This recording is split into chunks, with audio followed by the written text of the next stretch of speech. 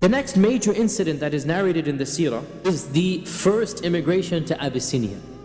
When these tactics of open intimidation, of humiliation, of torture continued, the Prophet ﷺ eventually suggested to the Sahaba that this land has become too constricted for you. Why don't you emigrate to the neighboring land of Abyssinia? For there is a Christian king there who is a just king, and he shall allow you to worship without interfering in your worship. And this announcement was made in Rajab, in the 5th year of the da'wah. So, the 3rd year of the da'wah he goes public. Less than a year and a half later, we will not understand what hardships this would mean to emigrate to a new land. The people there are not of your tribe, and you are 2nd, 3rd class. You don't have any izzah. You can be plundered, raped, looted, anything could happen. Nobody's going to protect you. On top of that, you don't have bank transfers. You're not going to take your wealth and then, wire it to the different land. No. Your property is your property. You can't sell it at market price because you're not telling anybody you're leaving. To make matters worse, they have been told to go to a land where you're not even speaking Arabic. It's a different culture, it's a land in Africa. And therefore, when the Prophet ﷺ gave this command, 15 people immigrated, 11 men and 4 women. Why were all of these from the noblemen of the Quraysh? Because the slaves didn't have the political luxury to emigrate. SubhanAllah, if you think about it, the people who needed to immigrate the most couldn't do so. Salama narrated, first person, it's in Bukhari. Salama said, so we began to live in a good land with good neighbors, and we were safe with regards to our religion and did not fear any persecution. And the Prophet ﷺ said, this is interesting, he is a just king because he does not persecute his subjects and he does not interfere in their religion. Shortly after the immigration to Abyssinia, the Muslims returned back to Mecca. In fact, so much so that it is narrated that they came back within 3 months. Why would they return just after 3 months?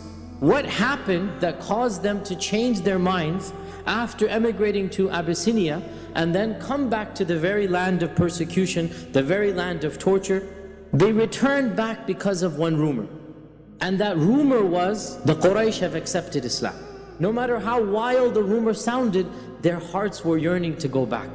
And they didn't have the connections that we do with the modern facilities to verify. So they packed their bags and they come back all the way back. And on the way there, they discover that this is in fact not true. What is the basis of this rumor? And it says in this hadith in Sahih Bukhari, that in the month of Ramadan, 2 months after the Muslims have immigrated, the Prophet ﷺ recited Surah An-Najm. And Surah An-Najm is a very powerful surah, very eloquent surah. النجم إذا هوى ما ضل صاحبكم وما غوى وما ينطق عن الهوى إن هو إلا وحي. And when he came to the very end of the surah, the very last verse in the surah basically says, فَاسْجُدُوا لِلَّهِ وَاعْبُدُوا. That prostrate to Allah subhanahu wa ta'ala and worship Him. And so the momentum built up in the surah, and the excitement built up, and the power of the Quran affected the entire congregation, Muslim and non-Muslim, such that when the Prophet ﷺ said, فَاسْجُدُوا لِلَّهِ وَاعْبُدُوا, the Muslims fell into sajda. And when the Muslims fell into sajda, the Quraysh were so overwhelmed with emotion, they too fell into sajda. Muslim and non-Muslim, for the first time, they all united behind the Prophet Muhammad ﷺ. The rumor begins a handspan and it returns back an arm's length. By the time it reached Abyssinia, the rumor had become what? They've all accepted Islam, they've united behind the Prophet Muhammad ﷺ.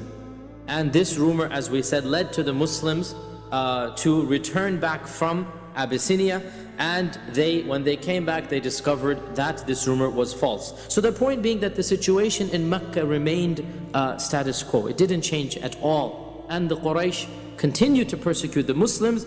And so the initial batch that had immigrated from Abyssinia came together and decided, what do we do now? And the bulk of them said, let's go back. But in the meantime, they had stayed in Mecca 2-3 weeks, and the news spread amongst all of the Muslims about how good life was in Abyssinia, at least in terms of physical harm. Yes, it was difficult culturally and language and climate, but not hostile. And so when they heard this, a large percentage of Muslims, we don't know how many Muslims were in Mecca at the time, there were no census, but it is probably correct to say that at least 30-40% of the Muslims of Mecca, if not 50%, decided to immigrate. Now that's a huge number. And so for the second immigration, more than 80 Muslims emigrated. And this time they were headed by Ja'far ibn Abi Talib, the direct, obviously, cousin of the Prophet sallallahu alaihi wasallam. Now, when over 80 people, and Mecca at this time probably had only a few hundred people in it, right? So 80 people in Mecca represents more than 15%, 20% of the people of Mecca. And it's a big embarrassment that your own people are leaving. And this is the Quraysh, the one that is the strongest tribe, the most elite, the most protective, the custodians of the Haram. And now they have 10-15% of their own tribes people emigrate. This is a shame. Now the Quraysh decided, we cannot allow this emigration, we need to stop it. They decided to send 2 people to Abyssinia and appeal directly to the Najashi. Najashi is the title of the person who rules Abyssinia. So they sent 2 delegates, Amr ibn al-As and another person. Scholars have differed who that second person was. So they traveled all the way to Abyssinia. Salama narrated, when we landed in Abyssinia, this is the second hijrah, we were treated very hospitably by the Negus. He granted us security in our religion. He allowed us to worship Allah without persecution or any hindrance. In fact, we did not even hear one ridicule against us by the people. But then the Quraysh heard of our status, that we have izzah. And so they plotted against us, and they decided to send 2 strong men. By strong, she meant people who would do their job, not physically strong. That 2 strong men. And they gave them precious gifts. They loaded them with gifts. And the 2 dignitaries, emissaries, arrived in Abyssinia. The first thing that they did was they went to all of the viziers, the ministers of Najashi, and they gave each of them expensive gifts and leather, basically bribed them. And they said to them that we have in your midst a group of renegades and rebels, and we will speak to the Najashi tomorrow about their case, and we want you to hand them back to us and support us in this cause. So basically this is open bribery. When we give the Negus his gifts, remember our gifts to you, because they're going to bribe the Negus tomorrow. And subhanAllah, look at the hatred really of the Quraysh here, that they can't even bear to see the Muslims live in a foreign land. So the next day they approached the Negus and they said, some foolish youth from amongst our nation have emigrated to your country. They have left our religion and they have not embraced your religion. They've invented a new religion. And the leaders of our community have sent us to you in order that you hand these young foolish people back to us so that we can deal with them, because we are more knowledgeable of their faults than anybody else. And so they presented the Negus with lots of fine gifts. So when they finished their petition, the vizier stood up. They've been bribed. And they said, O our ruler, verily what they have said makes complete sense. These are strangers in our land. We don't know anything about them. Return them back to their people. Let them deal with their affairs. Najashi said, no, by Allah, I cannot just hand them back after they have chosen my land. Now remember, when they entered Abyssinia, even though the books don't mention this, but it must have happened, they must have sent a petition to Najashi asking permission to live. So he said, these people have chosen me over all the other lands they could have chosen. And they ask for my protection. The least that I can do is to listen to their side of the story. So the Negus sent a messenger. Najashi sent a messenger to Ja'far ibn Abi Talib. And he said, come all of you to the palace tomorrow and explain to us why your people are opposed to you. Now, they had never seen the Najashi. Najashi is the king, right? And so they became frightened, which is only natural. And they said, what are we going to say? And so Ja'far said, we will only say what our Prophet ﷺ told us to say, and we're not going to change the truth no matter what happens. I will speak the truth. So when they arrived at the palace, they found the Negus surrounded by his advisors. So he was surrounded by the viziers and the patriarchs. This is an official meeting. And you have Amr ibn al-As and you have his companion on one side, and you have Ja'far ibn Abi Talib and the delegation of the Muslims on the other side. Now Amr ibn al-As entered first, and him and his companion, as was the custom of the Najashi, they prostrated in front of him. Ja'far ibn Abi Talib entered, and he walked in erect, firm, and he did not lower his head 1 inch. The minister said, how dare you walk in without prostrating to the Najashi? And so Ja'far says, our Prophet ﷺ has told us that we can only prostrate to our Lord. And so Najashi says, tell me, what is this religion of yours that you have now invented? And what is the matter that you have forsaken the religion of your people and you haven't embraced my religion, nor have you embraced the other religions on earth?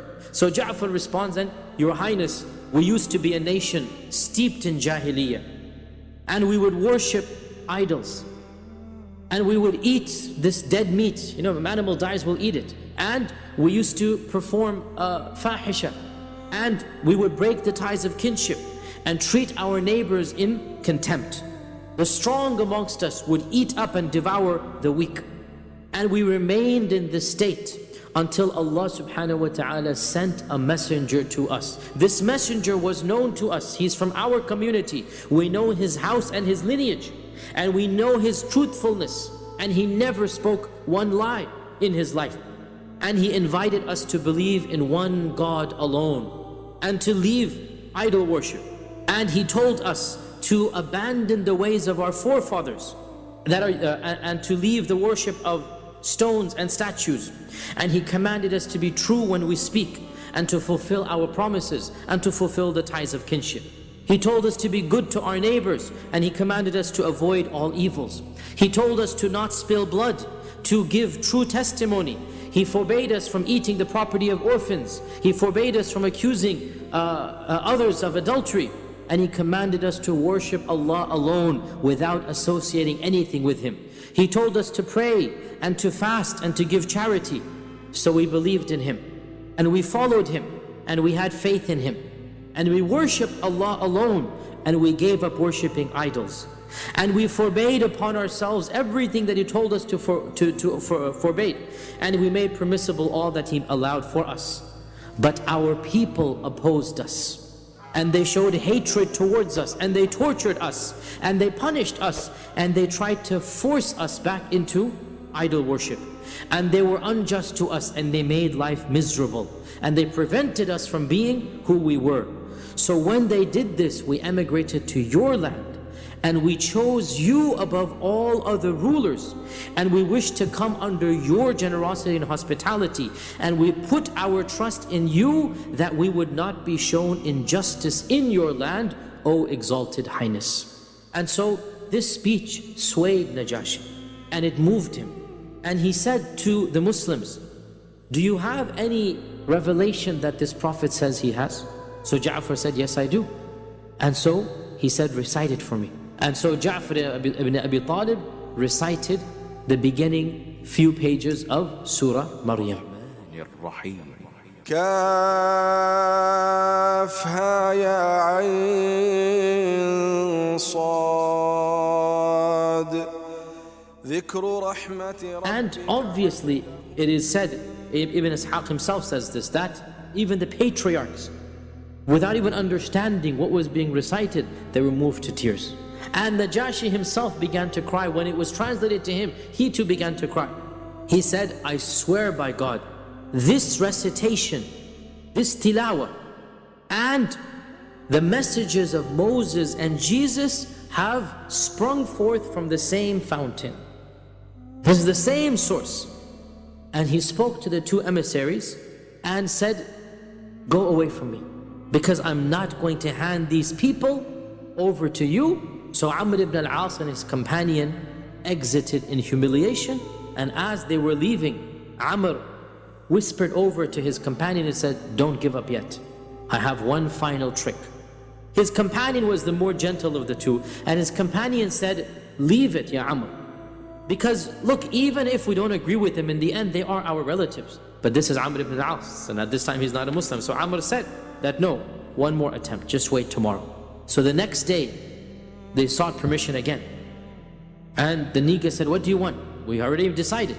And so Amr said that, oh, Holy Emperor, we forgot to mention to you one thing, that they say something blasphemous about the God that you worship, Jesus Christ.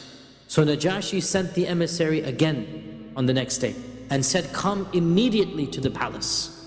Come immediately to the palace, we're waiting for you now. We want to know what your position is on Jesus Christ. At this, the Sahaba were struck with terror, much more than they were on the day before. Because now, this is like, come right now. And so, once again they say, what are we going to say, Ya Ja'far? And so Ja'far said, we will say exactly as what the Prophet ﷺ told us to say. And we will not change this for them.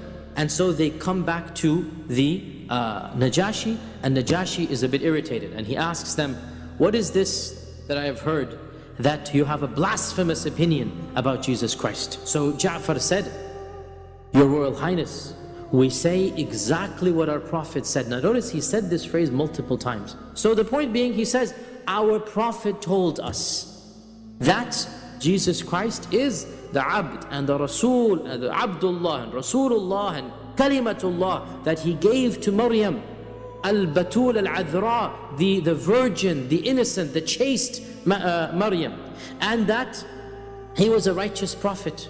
And so when Ja'far said the truth, now it comes out, and we can read into the lines here, that the Negus was not in fact a believer in the Trinity.